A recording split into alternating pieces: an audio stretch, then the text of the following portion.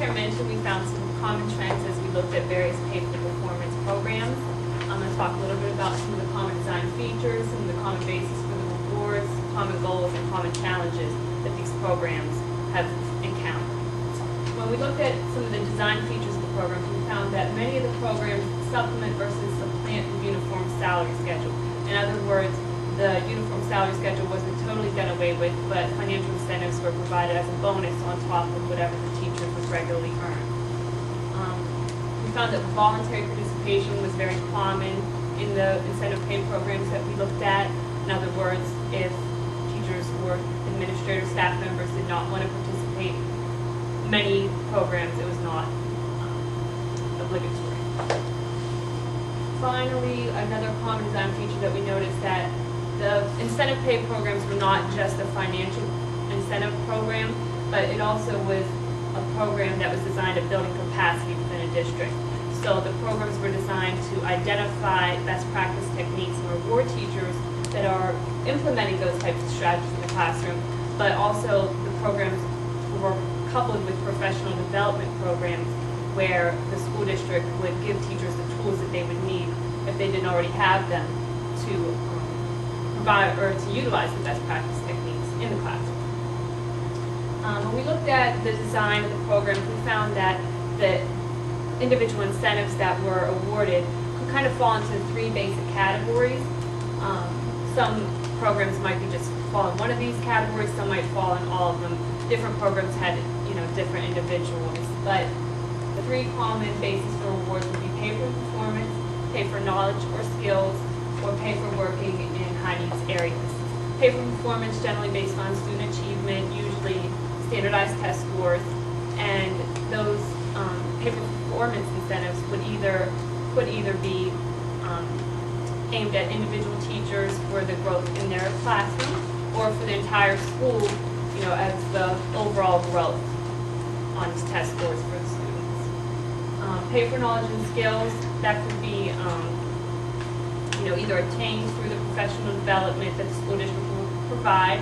Some programs would offer financial rewards for teachers completing coursework at universities outside of the district, or the rated through the evaluation systems that we talked about, or for assuming additional leadership roles or extra work with it. So that would be another way that teachers could earn incentives. The last area, pay for working in high needs areas or subject areas, kind of has been mentioned already, science, math, those are hard to staff subjects, and then hard by those poverty. So those were the common design features and basis for rewards. We also found that when these programs are designed, there were common goals that districts or schools had in mind they hope to achieve with these programs. Basically wanted to influence educator motivation, improve educator practice, increase educator retention. And these have kind of been touched on already, but influence educator motivation, just hoping that the money will motivate teachers to really exert the most possible effort in the classroom in their school. Improve educator practice, that kind of goes back to the professional development, giving them the tools that they need to really make, work smart as opposed to necessarily working hard. And of course, increase educator retention, hoping that that extra money will make them want to come back to that school, make them want to stay in that particular assignment, whether it be that class or that school. So these are kind of what I've discussed already, are kind of common features or common aspects that go into the design of the program. And common program challenges, starting to get a little bit into the implementation here.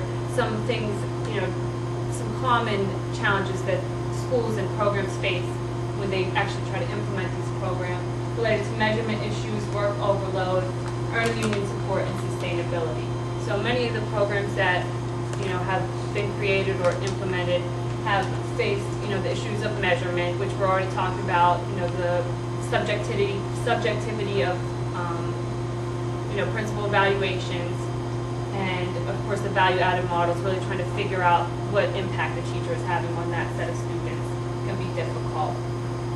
With work overload, many schools, trying a lot of initiatives at one time. For some programs, this is just another initiative on top of others. So for teachers, it can be, almost like a burnout effect. Also, paperwork that goes along with the program can contribute to that burnout with teachers having, more paperwork to fill out to meet the requirements of the program, try to earn the incentives.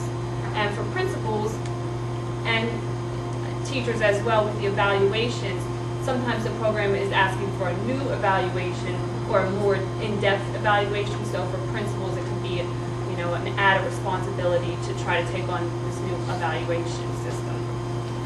And sustainability related to, just the data management, keeping track of who's involved in the program, who's earning what incentives can be a large task. And of course, the financial sustainability. Does the district or does the school actually have the money to make all these payouts consistently over the years? So that's some common features that we found within different programs, and now Tara's going to talk about some of the evidence of the effectiveness. And of the research that we've looked at for pay performance programs that exist now or previously, we found that there was a very limited amount of information that gave any real solid evidence that pay performance initiatives are effective. That's sort of the overall what we found.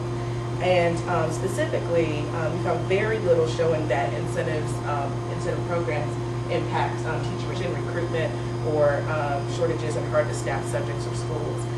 And what we did find in terms of giving incentives for teachers that are working in hard-to-staff schools or subject areas is that we had very little there. And what we did find was that there were evaluations done in a couple of states, and then we had one qualitative study. So we just had very little bit there. We also found in terms of student achievement, again, there was a very limited amount of information there that pay performance plans had a positive impact on student achievement. And of the research that we found there, some of the studies were done outside the U.S., and then ones that were done in the U.S. had some methodological concerns in terms of small sample size and sample attrition. Then of the literature, in terms of looking at the student achievement, we found that there were mixed results. So if there was a positive impact on student achievement in one subject area, there may not have been in another subject area. So somewhat mixed there. And then we didn't find much in terms of evidence of positive impact on administrators. So, and we were specifically looking at that because of what we found in the first program, and Paul's going to tell you a little bit more about the components. Okay.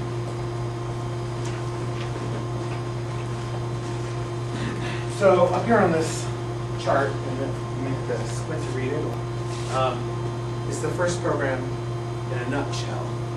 And there really are 4 big components, which are variable by teacher, assistant principal, and principal. And they lead up to different numbers of payouts. The first area is evaluation, and that specifically for teachers is an evaluation using Daniel's framework for teaching. For principals, it's through the ISLIC evaluation that they already undergo and some portfolio that they can do. Then there's a professional component. The first aspect of this is leadership projects that teachers do in their school. Projects that teachers do in addition to their normal classroom duties. And then there are some it's professional development requirement for the program. It's not opportunities, they're requirements for the program. For both administrators and teachers. Next, there's a hard-to-staff certification area. This area, the State Department of Education and Prince George's County both kind of work together annually to create this list. It includes some that you would expect, such as math and science and special education, and some that you wouldn't expect, like high school dance. But this award is open only to those teachers in those areas. So you can be a participant in the program, but not be eligible for this award. And then student performance. And this is where we talked before about the school growth over time model. This is really tied to a school's AYP measure and growth targets that they set as part of their AMO and AYP. And then a classroom value added. And this is specific to an individual teacher's classroom. So did my students score better than projected, almost as well as projected, or did they just kind of fall flat? So that's what this award is. So we have a whole series of really a rather complex system here. If you notice for teachers, they can have 1, 2, 3, 4, 5, up to 6 different categories for their performance awards, which is the voluntary participation or mandatory? you can, the whole program is voluntary, but you cannot enroll in only one aspect of the program. So you are either in first or you are out of first. That's your choice. But if you're in first, you must participate in all the areas, with the exception of hard staff, which is only open again to those teachers. And really, that's just I'm a math teacher, so I get the money. You're not doing any extra work for that. I'm actually going to leave this up a minute. I'm going to go ahead and start talking about the next slide, but it might help me to find some things out.